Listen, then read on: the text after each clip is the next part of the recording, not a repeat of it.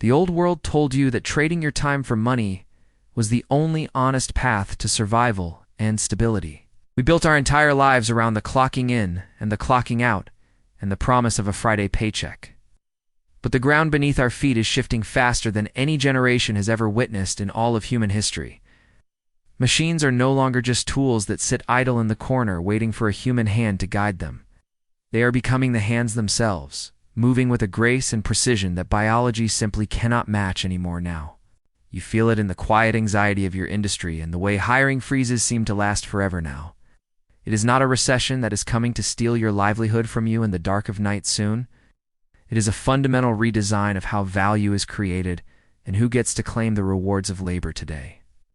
If this future concerns you, then you should hit subscribe, because this channel is Humanoid Soul, and we explore this together. We are standing on the precipice of a new economic era, where ownership matters more than effort ever did before. Imagine a warehouse where the lights never turn off and the boxes move themselves without a single complaint ever. Imagine a hospital where the night shift is handled by entities that never sleep and never ask for overtime pay. The cost of running a business is plummeting, while the value of human labor is entering a slow decline now. This is not a story about robots taking over the world in a violent clash of steel and fire. This is a story about capital finding a new vessel to grow itself without the friction of human needs anymore.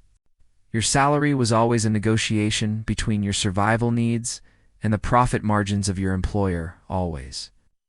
Now the employer can remove the survival needs from the equation entirely and keep all the margin for themselves. Think about the last time you asked for a raise and were told that the budget just was not there. The budget will always be there for the machine that pays for itself within 18 months of deployment fully.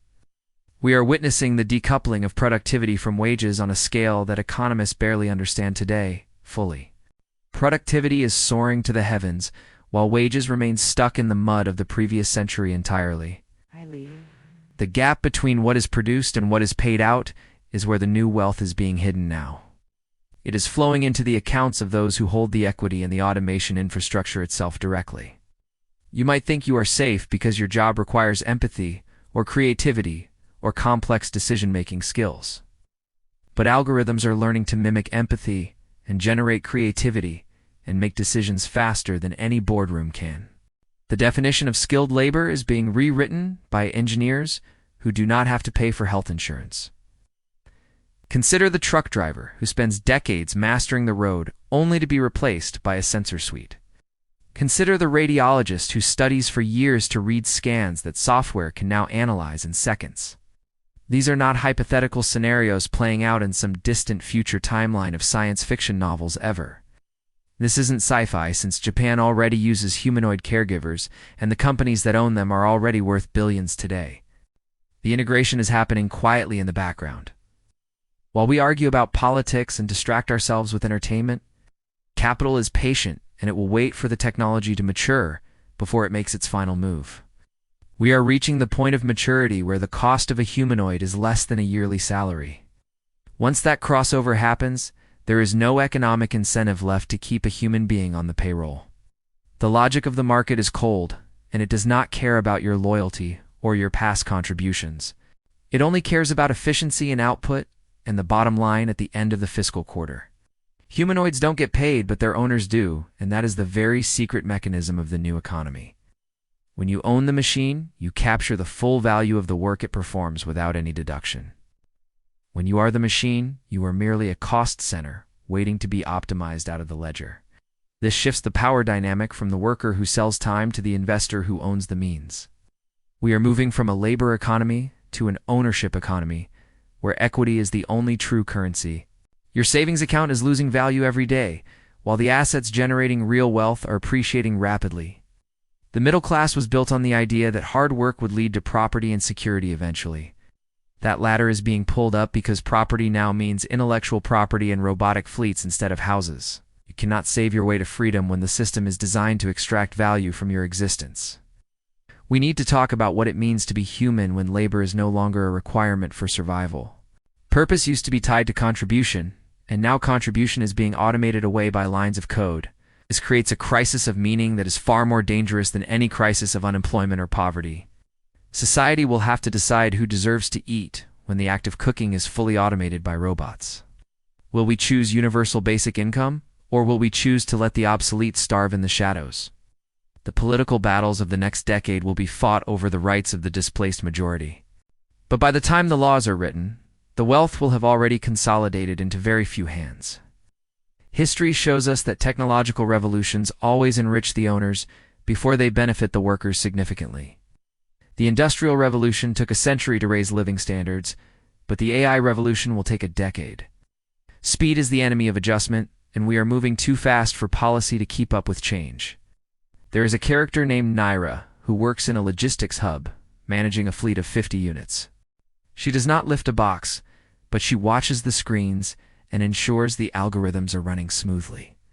Her value is not in her muscles, but in her ability to oversee the capital that does the work. There is another named Saren who used to drive a forklift before the warehouse was fully automated last year. Saren is now retraining to manage the maintenance schedules for the very machines that took his previous job. He is lucky because he found a niche, but many others are not finding any niche to hide in. The window for transition is closing as the capabilities of the humanoids expand into cognitive domains rapidly. It is no longer just about lifting heavy things, but about solving problems and interacting with customers directly. A humanoid can now handle a support ticket, resolve a complaint, and upsell a product without human intervention.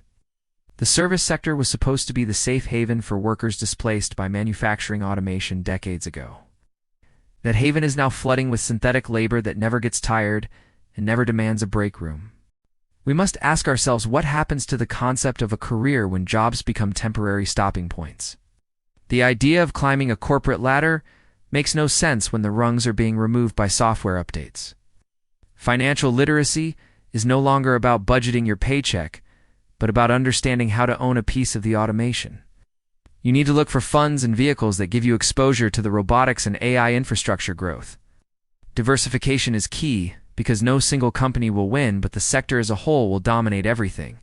The wealth gap is not just widening, it is becoming a chasm that separates the owners from the users. Those who own the humanoids will live in a world of abundance while those who compete with them struggle.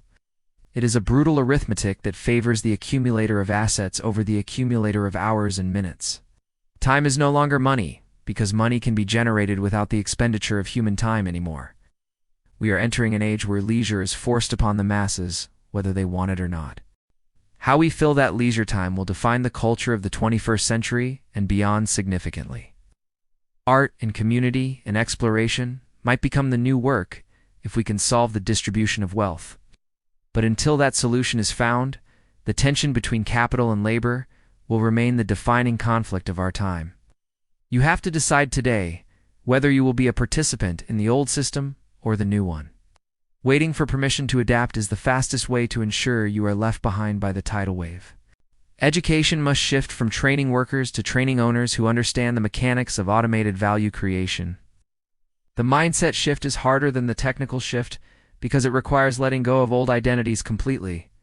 We are not just changing tools, we are changing the fundamental relationship between human effort and economic reward. Who do you think will own the future? So please let me know in the comments down below right now today. The answer to that question will determine whether you thrive or merely survive in the coming decades ahead. Do not let the comfort of today blind you to the radical changes happening in the laboratories now. The future is not something that happens to you. It is something you build with the choices you make. Choose ownership over labor and choose equity over wages if you want to secure your place in history. If this truly opened your eyes, then share it not for views but for the ones still working while others own.